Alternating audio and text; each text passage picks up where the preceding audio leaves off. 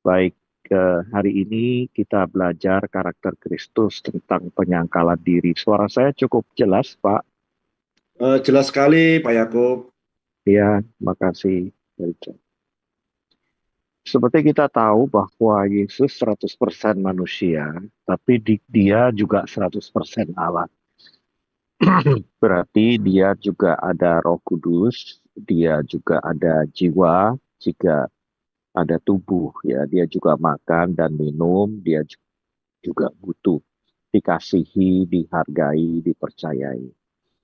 Itu sebabnya penyangkalan diri diperlukan ketika keinginan tubuh dan jiwa kita lebih kuat daripada keinginan roh kita. Saya ulangi lagi, keinginan tubuh yaitu makan minum, istirahat, aktivitas, juga keinginan jiwa untuk ditinggikan, untuk dipuji, dipercayai itu lebih tinggi daripada keinginan roh yaitu kebenaran, persekutuan dengan Allah Tritunggal, firman, juga penyembahan, maka di situ penyangkalan diri itu diperlukan. Saudaraku, firman Tuhan berkata dunia ini ada tiga sifatnya yang harus disangkali. Keinginan daging, keinginan mata, dan keangkuhan hidup. Dan kita tahu Yesus sebagai panutan dan role model kita, dia itu mampu menyangkal diri.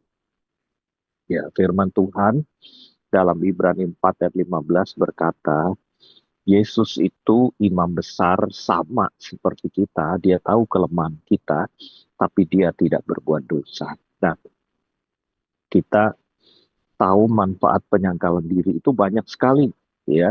Kita bisa menjadi manusia roh, kita bisa berjalan di jalan kehendak Tuhan, doa kita juga doa penuh kuasa, kita bisa berdampak, kita bisa memiliki mata rohani yang kuat.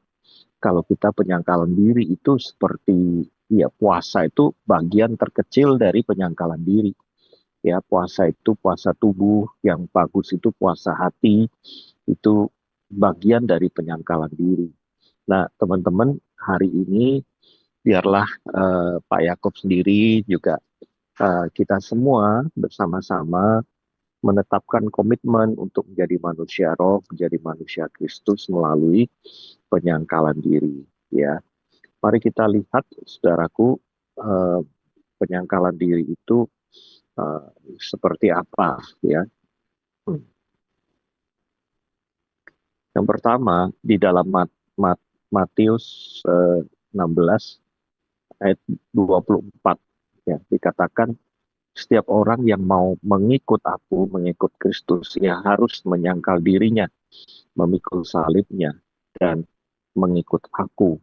Ya, saudaraku, dikatakan di sini untuk percaya Yesus itu tidak ada biayanya, tapi ikut Yesus harus menyangkal diri dan memikul salibnya dan mengikut aku. Pak Edi bilang mesti belajar bersama, berjalan bersama-sama, dan jadi berkat bersama-sama dengan Tuhan. Ya, aplikasi praktisnya melepaskan ambisi pribadi yang bertentangan dengan kehendak Tuhan. Kalau selaras boleh. Misalnya memilih kejujuran dalam pekerjaan walaupun harus kehilangan keuntungan. Satu kali saya diterima sebuah proyek dari uh, badan usaha milik negara, ya, dan di situ saya harus menaikkan harga, dan yang lebih mengerikan adalah mereka tidak perlu dilatih, tapi difoto-foto, dan mereka boleh jalan-jalan di satu tempat dan harganya signifikan, ya, ratusan juta. Dan saat itu saya berkata, maaf, nama perusahaan saya Power Character, tidak bisa seperti itu. Mereka marah-marah, sehingga cerita, ya, saya tidak jadi menangani itu. Saya kok merasa tidak perlu, ya, dapat berkat yang apa ya, tidak halal seperti itu, gitu. Dan tepat waktu itu sebulan kemudian teman saya yang mengambil proyek itu, dan setahun kemudian eh, ada audit dari KPK, dan akhirnya teman saya terjeblos juga dengan KPK. kebayang kalau kita sampai nggak menyangkal diri, itu kita hanya ambisi untuk mendapatkan berkat begitu cepat, gitu ya. Ya kelihatannya jebakan itu menarik ya, nggak ada jebakan itu yang mengerikan, tetapi ujungnya itu maut. Ya. Di Matius 16 ayat 24 ini awal, kalau mengikut Yesus perlu menyangkal diri, memikul salib dan mengikut Yesus. Yang kedua, dalam Lukas 9 ayat 23, saudaraku, setiap orang yang mau mengikut aku, ya harus menyangkal dirinya setiap hari. Ini Lukas lebih lebih detail ya, tiap hari bahkan tiap waktu, memikul setiap salibnya setiap hari dan mengikut aku. Ya, aplikasi praktisnya menjadikan doa dan firman Tuhan sebagai prioritas harian meski sibuk, dan tetap taat meski menghadapi tantangan atau penderitaan. Ketika kita eh, dihadapkan dengan satu persoalan, kita cuma mikir kalau Yesus sebagai dikhianati, dimati, seperti apa responnya. Nah, itulah yang kita tirukan. Satu kali saya juga merasakan bagaimana perasaan ketika dibohongi, diculasin, dikhianati, dihoakin, di PHP-in gitu ya. Dan saya selalu mengingat respon Yesus gimana ya gitu.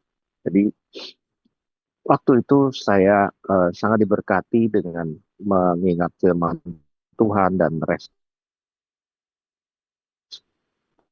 yang dilakukan oleh Yesus, bahwa penyangkalan diri itu mungkin harus terjadi hari ini. Besok mempersiapkan pikiran dan hati kita untuk tidak menuruti semuanya sesuai dengan kehendak kita. Kita berani belajar menyangkal diri. Ya, kenapa perlu menyangkal diri, saudaraku? Galatia 2:20 yang ketiga, ya. Namun aku hidup, tapi bukan lagi aku sendiri yang hidup, yang sia-sia. Sebaliknya, hendaklah dengan rendah hati kita menolong orang satu dengan yang lain. Kristus yang hidup di dalam kita, ya. Aplikasi praktisnya menolong orang lain tanpa menuntut balasan atau pengakuan, misalnya merawat anggota keluarga yang sakit. Saudara yang dikasih oleh Tuhan, mata Tuhan itu tidak tertutup ketika kita menolong dengan tulus, ketika kita menolong dengan ikhlas. Pertolongan Tuhan itu sungguh ajaib, pertolongan Tuhan itu sungguh ada, sungguh nyata, ya. Amsal 15 ayat 3, mata Tuhan itu melihat secara omnipresent, saudaraku. Ya, yang keempat, Filipi 2 ayat 3 sampai 4, dengan tidak mencari kepentingan sendiri atau puji-pujian yang sia-sia, sebaliknya hendaklah dengan rendah hati kita melayani satu dengan yang lain. Saudaraku, menolong orang lain tanpa menuntut balasan atau pengakuan, misalnya merawat anggota yang sakit, ya, mengutamakan nilai-nilai Kristus dalam setiap keputusan, seperti mengampuni saat disakiti atau melayani tanpa pamrih, ya. Aku hidup, bukan aku lagi yang hidup, melainkan Kristus yang hidup dalam aku. Itu Galatia 2:20 dan Filipi 2:3-4. Tidak mencari kepentingan sendiri, kepentingan sia-sia. Nah, saudaraku, uh, Yesus pernah bilang dua hukum itu. Pertama kan, kasihi Tuhan Allahmu dengan segenap hatimu, segenap kekuatanmu, segenap jiwamu, dan akal budimu. Yang kedua itu dalam Matius 22 ayat 39, kasihilah sesamamu manusia seperti engkau mengasihi diri sendiri. Artinya kita tidak perlu mengasihi sama manusia sampai melebihi kita mengorbankan keluarga dan lain sebagainya, ya. Tuhan mau kita mengasihi sama seperti kita mengasihi diri sendiri. Ada equality di situ, ya. Tapi ada orang yang tidak mengasihi diri sendiri, berarti dia sulit untuk mengasihi orang lain. Memang hukumnya seperti itu, ya. Pertama, kita mesti tahu bahwa panggilan Tuhan dalam hidup kita itu adalah panggilan Kristus. Barulah kita bisa mengasihi sama dengan benar. Ya, kita mengasihi sama bukan karena gambar diri kita itu baik, bukan karena kita bisa, tapi karena kasih karunia. Roma 12 ayat 1 mempersembahkan tubuh kita sebagai persembahan yang hidup, yang kudus dan yang berkenan pada Allah. Menjaga tubuh dan pikiran agar kudus, menghindari kebiasaan yang merusak seperti pornografi, kecanduan, dan gaya hidup yang tidak sehat. Saudaraku, mempersembahkan tubuh adalah bagian dari penyangkalan diri, mempersembahkan pikiran dan perasaan kita agar bisa dikontrol oleh roh Tuhan, bukan dikontrol oleh hawa nafsu, bukan dikontrol oleh dunia, bukan dikontrol oleh keinginan, tetapi dikontrol oleh Roh Kudus, oleh firman, dan kebutuhan manusia.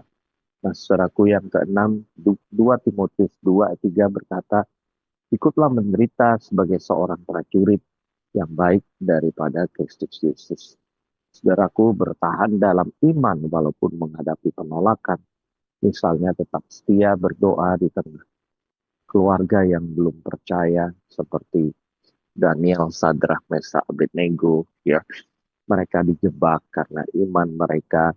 Mungkin kita terkucilkan, mungkin kita dianggap aneh, tetapi percayalah di Indonesia kita memang minoritas, tetapi ketika satu bersama dengan Tuhan Yesus itu menjadi yang terbesar, saudaraku. Ketika kita ikut menderita sebagai seorang prajurit yang baik daripada Kristus Yesus, kita pasti memenangkan peperangan dengan keinginan daging, keinginan mata, dan keangkuhan hidup. Saudaraku, saya ingin bersaksi bahwa uh, uh, ini saya ya, saya tidak bilang saudara harus seperti saya. Uh, saya kalau apa diundang pelayanan ke satu tempat begitu ya, selalu diajak makan di restoran, selalu ingin diajak untuk misalnya barusan saya melayat dan mentabiskan pendeta di Den Haag, di Belanda, Amsterdam gitu. Mereka mencoba apa ya, berterima kasih, maksudnya baik gitu ya, ingin mengajak makan ini, makan itu, bahkan dibawa ke satu tempat yang baik gitu. Kok rasanya enggak, enggak, enggak menjadi sebuah kesukaan lagi gitu loh. Kesukaan saya malah bagaimana bisa diskusi tentang firman dan saling mendoakan, sharing firman. Itu benar-benar aneh loh, saudaraku. Dan itu terjadi juga hari ini saya tidak di Jakarta, saya hari ini ada di Surabaya lagi melayani. Dan saya menolak beberapa tawaran untuk bisa keluar, hangout, atau sekedar makan dan tidak jelas seperti itu. Saudaraku, saya evaluasi ya, kenapa hidup saya kok jadi seperti itu. Nah, saya merasakan bahwa keserupaan seperti Kristus itu memang tidak ada sedikit waktu pun terbuang sia-sia. Ya, jadi kita ini prajurit yang selalu mendengarkan apa ya, perintah komandannya gitu. Ya, dan saya percaya setiap kita mampu menyangkal diri, karena itu adalah kewajiban kita untuk hidup sebagai prajurit dan menang di dalam dunia ini. Yang ketujuh, saudaraku, 1 Korintus 9 ayat 27, tapi aku melatih tubuhku. Kenapa tubuhku? Karena tubuh itu banyak maunya dan menguasainya seluruhnya. Ya, tubuh butuhnya istirahat, butuhnya aktivitas, ada yang suka aktivitas ya. Cucu saya itu, aduh begitu melek mata dia udah ngoceh, udah aktivitas, kalau baterainya habis langsung ngantuk tidur. Tapi ada orang yang pen, apa tenang, diam gitu juga tidak melakukan apa-apa. Ada orang yang suka ngoceh, ada orang yang apa aktivitasnya itu selalu detail, bersih-bersih dan lain sebagainya. Nah, respon kita harus adalah respon seperti Yesus. Dalam satu hari ini apa yang harus kita lakukan? Apakah itu menjadi tanggung jawab kita? Apakah itu bermanfaat buat sesama kita?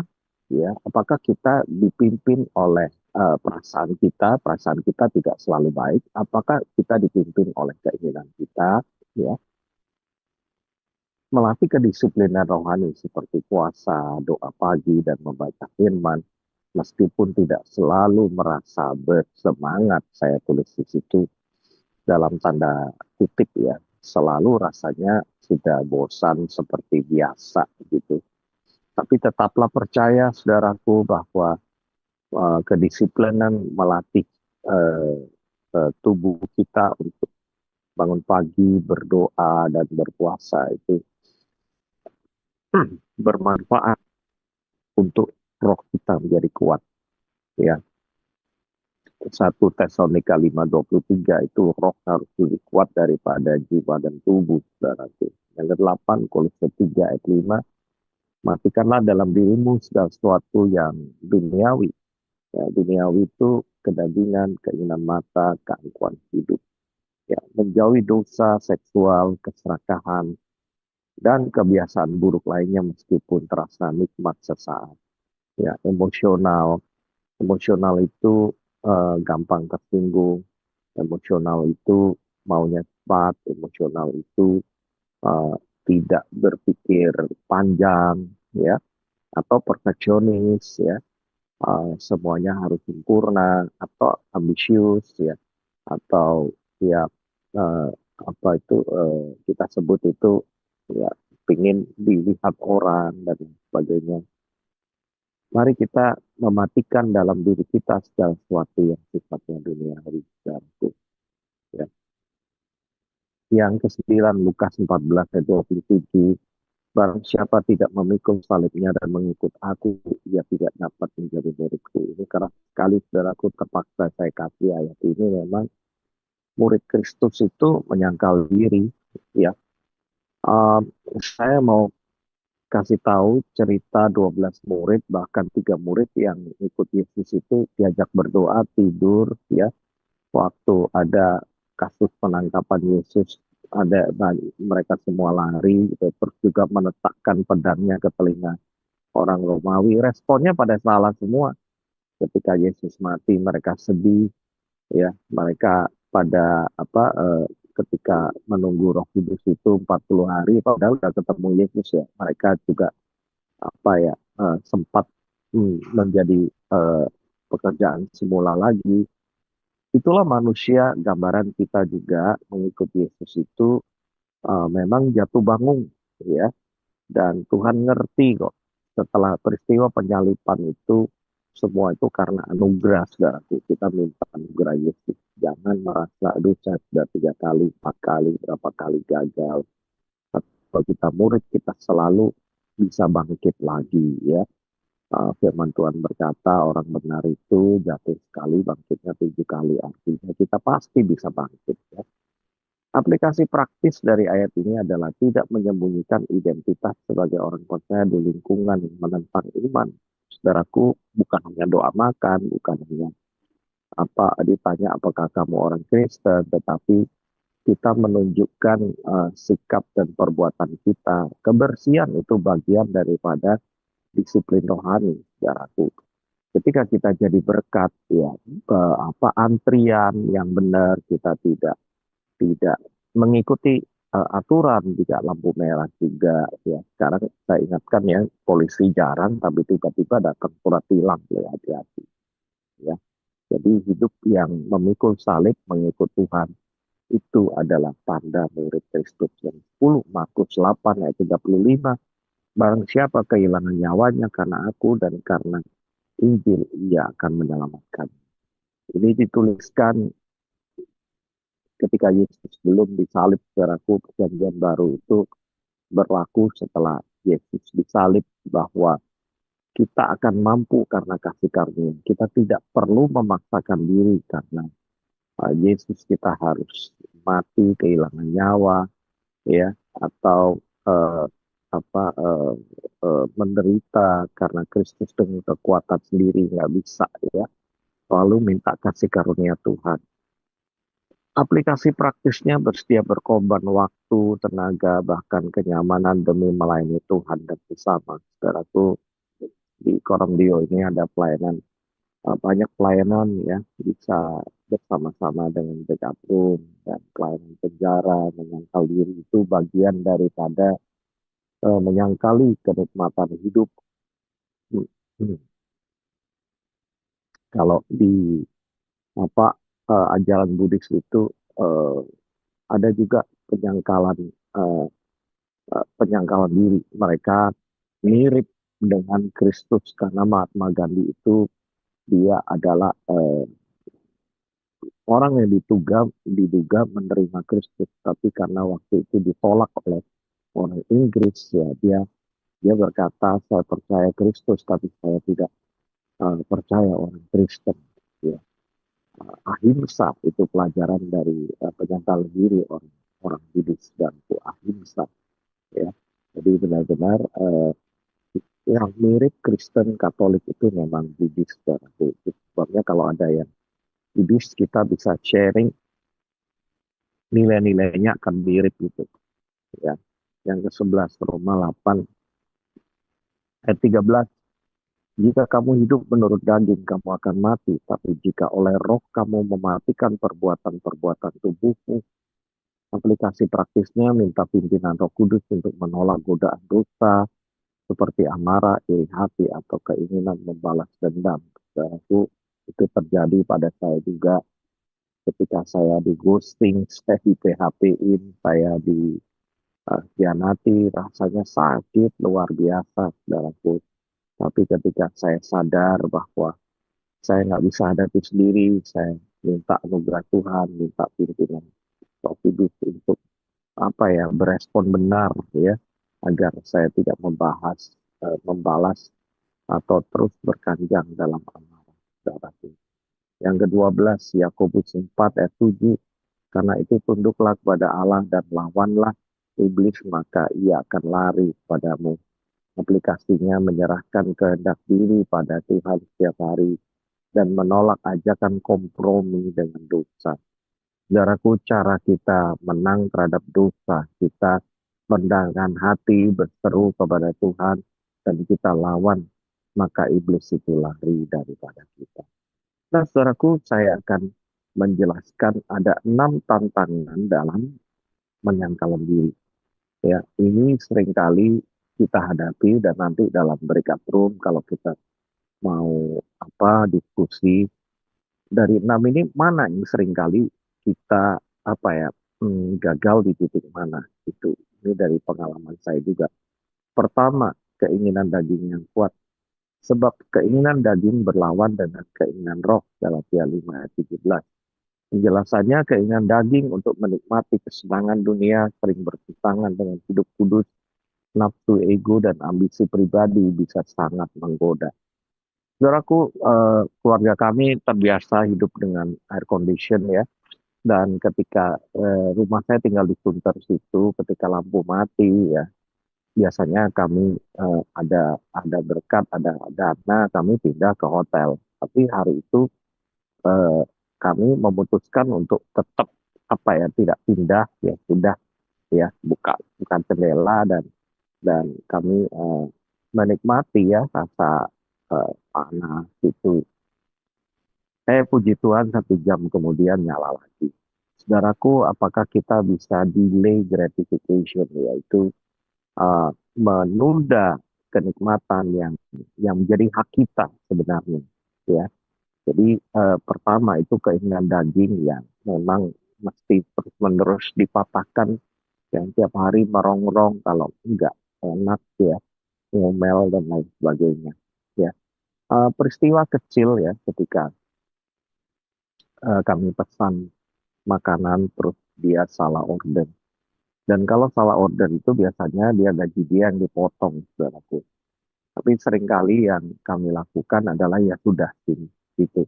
Dan walaupun tidak makan yang kami pesan ya, kami memikirkan mungkin gaji dia yang dipotong, ya sudah kami makan aja atau pesan lagi begitu. Dan makanan yang salah itu tetap kami makan bersama-sama.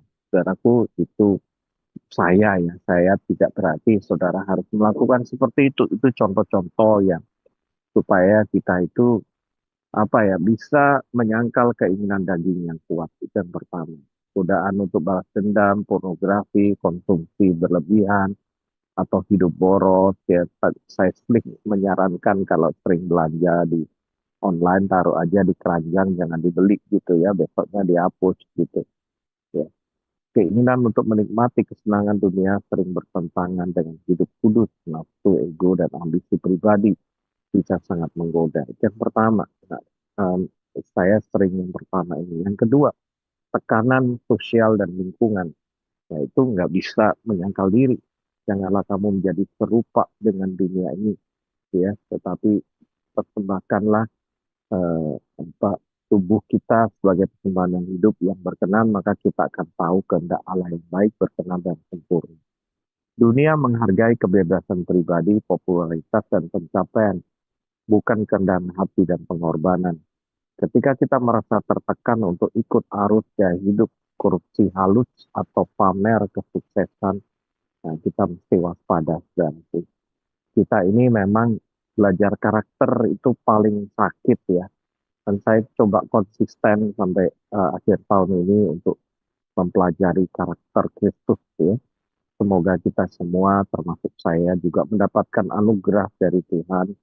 Karena kalau kita mau menjadi manusia roh, menjadi manusia Kristus, itulah yang harus kita hadapi ya, peninggalan diri atau tekanan sosial dan lingkungan dan dunia ini ya. Itu yang kedua. Yang ketiga, saudaraku, tantangan dari penyangkalan diri, rasa takut, ragu, kehilangan atau ditolak. Barang siapa kehilangan nyawanya karena aku, ia akan menyelamatkannya. Markus 8:35. Ya, menyangkal diri kan berarti relasi, kenyamanan atau kesempatan duniawi. Ini benar terjadi secara aku dan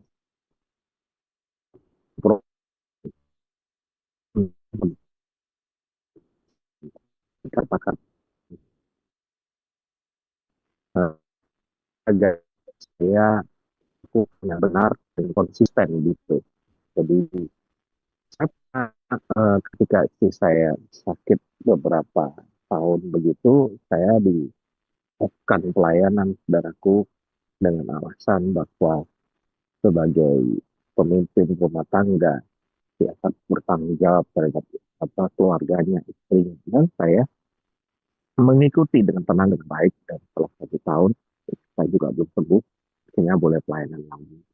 Hal itu sangat hmm, apa ya membingungkan dan mengecewakan, tapi itulah yang terjadi. Saya hadapi dengan dengan ikhlas dan Tuhan beri saya kekuatan. Yang selanjutnya, yang keempat, kesombongan rohani terselubung. Ya, janganlah mencari pujian yang sia-sia. Filipi 2:3. Dan aku berapa banyak dari kita ketika kita buka mic, buka apa ya, bersuara sebenarnya menonjolkan diri sendiri bukan untuk kepentingan rohani, tetapi kepentingan diri kita. Ya, kadang seseorang tampak menyangkal diri, tetapi sebenarnya ingin dihormati atau dilihat rohani. Hati-hati, ya. Membantu dengan maksud agar dikenal baik atau bersikap rendah hati secara pamer. Ya. Di Koremdio ini ada kas ya, tidak sebutkan nama atau tidak sebutkan nama, dikelola itu oleh Ibu Jane ya. Dan kas itu dipakai untuk keperluan bagi siapa yang memerlukan. Saudaraku, mari kita berhenti dari kesombongan rohani yang terselubung ya, atau munafik begitu ya, atau takut ya, atau tekanan dunia ini, atau keinginan daging yang kuat ya. Yang kelima, saudaraku, kesulitan untuk menyerahkan kendali hidup ya, apalagi orangnya apa ya, perfeksionis, ambisius gitu. Tuhan, Tuhan, jadilah kehendakmu, Lukas 22:42 ya. Banyak orang yang sulit mempercayakan masa depan, karir atau hubungan pada Tuhan karena ingin mengontrol diri. Kita percaya ya, satu kali ada seorang yang jatuh ke jurang dan dia sempat berpegangan pada tali apa pohon, akar pohon ya, dan dia berteriak tidak ada yang menolong. Dia anak Tuhan, saudaraku, dan dia ketika melihat ke bawah begitu ngeri gitu ya. Dan ketika dia berseru pada Tuhan, Tuhan tolong. Tuhan cuma berkata lembut di hatinya, serahkanlah hidupmu kepadaku. Dan Tuhan berkata, lepaskanlah tanganmu, aku akan siap menolong. Saudaraku, ketika dia mendengar suara itu, sebenarnya ada orang-orang di bawah yang siap menolong, tetapi dia tidak percaya, saudaraku, sehingga dia tetap berpegangan pada tali akar pohon itu, sehingga orang-orang di bawah itu berteriak lepaskan ya, supaya bisa ditolong, tapi dia tetap tidak percaya. Ya, kita merasa kesulitan untuk menyerahkan kendali hidup. Kalau kita di laut ya, kita tenggelam, kita diliputi oleh ketakutan dan kita selalu bergerak. Itu seringkali penyelamatnya malah mukul kita supaya kita pingsan dan kita tenang. Kalau enggak, ya, akan sama-sama tenggelam, saudaraku. Ya, apakah kita mau menyerahkan kendali hidup kita, berserah sepenuhnya kepada Tuhan? Contohnya menolak panggilan pelayanan karena takut masa depan tidak aman atau tidak nyaman. Ya, saudaraku, ini apa tantangan untuk menyerahkan kendali hidup ini bisa terjadi pada semua kita. Yang keenam, kelelahan rohani dan kejenuhan. Ini saya alami juga yang 1 dan 6 tadi. Ya, jadi ini benar-benar terjadi pada diri saya. Ya, eh, yang merasa kelelahan rohani dan kejenuhan, burn out gitu. Roh memang penurut tetapi daging lemah. Matius 26 ayat 41. Nah, saudaraku, penjelasannya adalah menyangkal diri secara konsisten butuh kekuatan Roh Kudus. Tanpa hubungan intim dengan Tuhan, orang bisa jenuh dan menyerah. Saya tidak sadar bahwa apa ya, aktivitas rohani itu begitu jalan terus ketika saya sudah pensiun ya, usia saya sudah 65. Saya itu ya melakukan konseling, konseling sampai rasanya enak begitu ya, dan melakukan ini itu rasanya kepingin istirahat gitu ya. Tetapi eh, tanpa sadar masalahnya bukan mau istirahat apa tidak, tetapi saya kurang apa ya, berhubungan dengan Tuhan, untuk ngobrol dengan Tuhan ya. Tapi puji Tuhan, selalu Tuhan ingatkan supaya Tuhan, ketika saya ketemu dengan Tuhan sebelum menyampaikan firman, itu merupakan kesegaran yang luar biasa ya. Eh, Lelah melayani, merasa pengorbanan tidak dihargai, lalu mulai mundur dari hidup rohani, itu contoh yang kalau kita kelelahan rohani dan kejenuhan ya. Dan pertanyaan diskusinya, apa tantangan kita menyangkal diri ya, dari 6 tadi. Oh, saya yang pertama dan keenam. Bagaimana bisa menang menyangkal diri? Nah, kalau saya selalu kembali kepada doa puasa, kembali pada kusuk dengan Tuhan. Ya, saya bangun jam 3 pagi, lebih pagi, kemudian saya bertanya pada Tuhan dan mendapatkan jawaban dari Tuhan, kemudian saya istirahat lagi, dan baru ikut korandil. Kadang saya juga sharing dengan teman-teman rohani saya. Itulah yang membuat saya bisa menyangkal diri dengan kuat, saudaraku. Saudaraku, itu yang saya sampaikan pagi ini. Saya prefer untuk bisa mendoakan Bapak Ibu, saudara-saudara sampai jam 7. Dan ada juga bimbingan saat teduh tentang penyangkalan diri selama 7 hari. Bisa didapat di kolom chat